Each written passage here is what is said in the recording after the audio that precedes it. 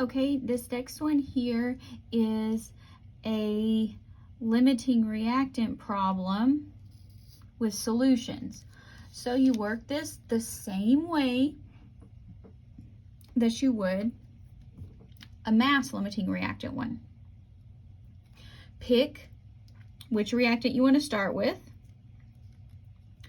I am going to start with this one because it's the first one given.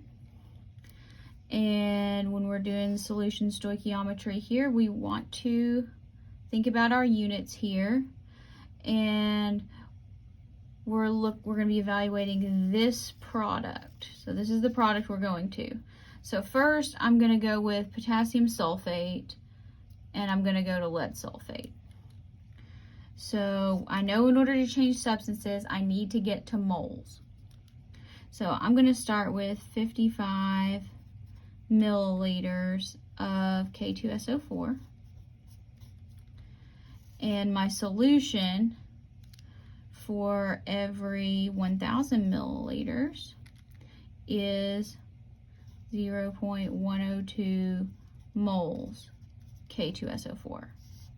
Okay, now I'm in moles, so I can change substances. I do that through the equation. If there's nothing there, it's understood to be a 1, K2SO4, and we are changing to the lead sulfate product. It's not a wasted step for whoever's trying to think that right now. Okay, now, what is it asking for?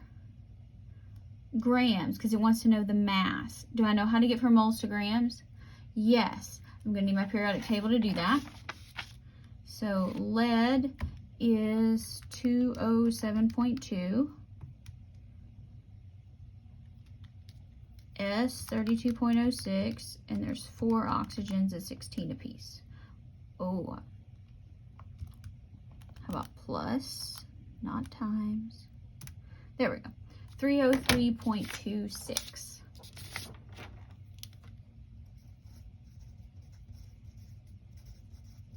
I know some of you wait and do this part at the end, and that's okay, and so I just do it here. 55 times 0.102 times 303.26, and we need to divide by 1,000. So 1.70. So that would be the theoretical yield if potassium sulfate is a limiting reactant.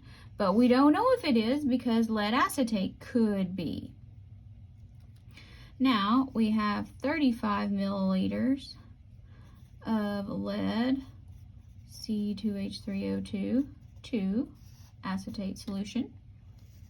We do know its concentration, 0.114. And remember, in there we're going to write moles over liters. That way we're going to write these as horizontal fractions. Oh, I totally got that backwards, didn't I? Yep. Okay. We know that for every 1,000 milliliters, I'm just making that conversion in 1, is 0.114 moles lead C2H3O2 acetate. Okay, so now milliliters are gone. I have moles. Now I can change substances, and this equation's balanced. So we have 1-to-1 PbC2H3O2 and 1 mole PbSO4. Okay, so now we've changed substances. Now we just need to go back to grams.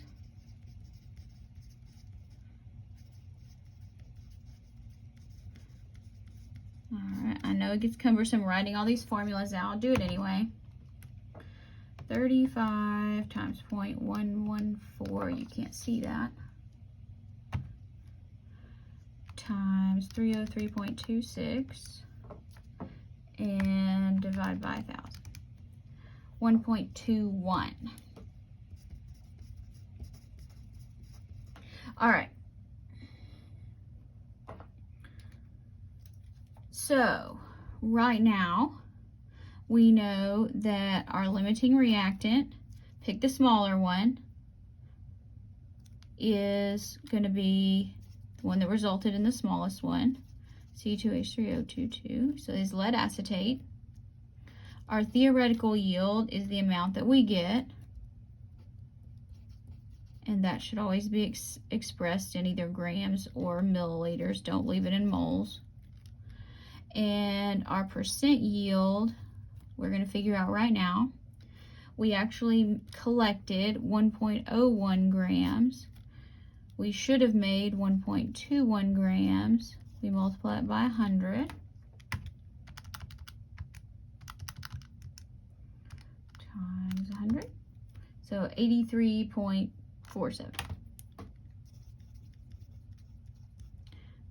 Or if you want to round to 83.5, that works too.